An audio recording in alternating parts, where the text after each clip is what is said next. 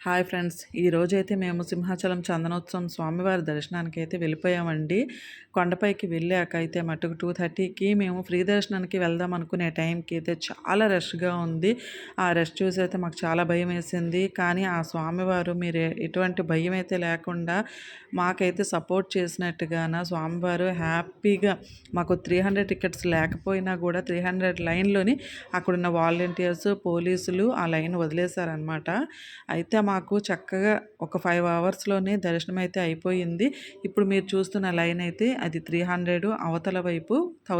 1000.